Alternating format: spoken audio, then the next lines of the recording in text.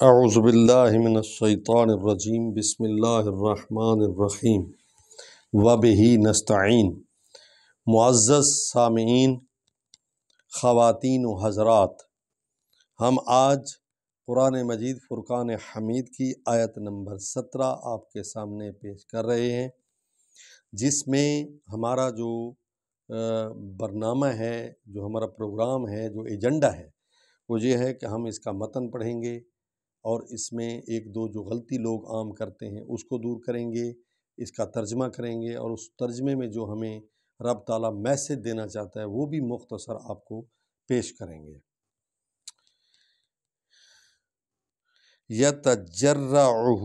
ولا یکاد یسیغہ ویأتیہ الموت من کل مکان وما هو بمیت ومن ورائہ عذاب غلیظ، جسے وہ گھونٹ گھونٹ پیے گا، یعنی وہ مشرکین جو یہاں مسلمانوں پر مذاقیں کرتے تھے، مسلمان ڈسہارٹ ہو جاتے تھے، مشرکین مکہ ان پر مذاقیں کرتے تھے، تو اللہ تعالیٰ نے مسلمانوں کو ڈھارس بنائی کہ یہ جہنم میں ہوں گے، یہ گھونٹ پئیں گے اور کڑوے گھونٹ پئیں گے۔ جس طرح یہاں دنیا میں کوئی دوائی پلائی جائے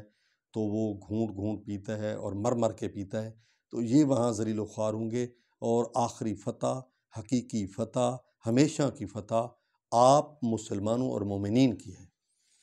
تو اس لیے فرمایا جسے وہ گھونٹ گھونٹ پیے گا مگر وہ اسے نہایت ناگوار گزرے گا، اسے ہر طرف سے موت آئے گی، من کل مکان، ہر مکان سے موت آئے گی، وما ہوا بمیت،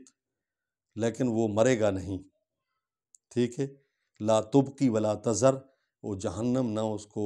باقی رکھے گی نہ چھوڑے گی۔ ہم سرکی جی میں اساد ہیں، مر نہ جیت آجت پیا تھی،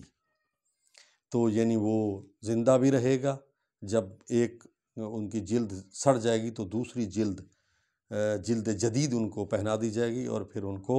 پھر زندہ کر دیا جائے گا، پھر عذاب دیا جائے گا۔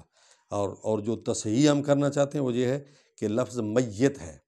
میوت تھا، وا کو یہ کیا، یہ کو یہ میں ادغام کیا، اور یہ زیر کو چاہتی ہے میت پڑھنا ہے۔ اکثر لوگ اس کو میت پڑھتے ہیں، غلط پڑھتے ہیں، اصل میں میت ہے۔ اسی طرح سیود تھا، سیود وا کو یہ کیا، یہ کو یہ میں ادغام کیا، اور وہ سید بن گیا، لیکن لوگ اس کو سید پڑھتے ہیں، غلط پڑھتے ہیں۔ سید اور میت یہ دو لفظ تھے جو میں نے آپ کی تصحیح بھی کر دی ہے۔ وَمِن وَرَائِهِ عذاب، اور ان کے پیچھے ایک اور سنگین عذاب ہوگا، عذاب غلیظ۔ ہم تو غلیظ کہتے ہیں نا، جو کپڑے اچھے نہیں پہنتا، میلا کچیلا رہتا ہے، یا وہ ناک سے جو غلاظت نکلتی ہے، یہ غلیظ آدمی ہے، اس طرح کہتے ہیں، لیکن عربی میں غلیظ کا معنی ہے پکا، مضبوط۔ یہ بھی گاڑھا ہوتا ہے، جہاں لگ جاتا ہے تو وہ اترنے کا نام نہیں لیتا، گاڑھا تو یہ ہوتا ہے نا، اس لحاظ سے تو لغت کے لحاظ سے مناسبت ہے کہ یہ بھی پکا ہوتا ہے، مضبوط ہوتا ہے، اور وہ بھی پکا عذاب ہوگا، مضبوط عذاب ہوگا، جس کو پکڑ لے گا، جکڑ لے گا، پھر اس کو چھوڑے گا نہیں۔ تو غلیظ کا بھی مطلب آپ کو سمجھ آ گیا۔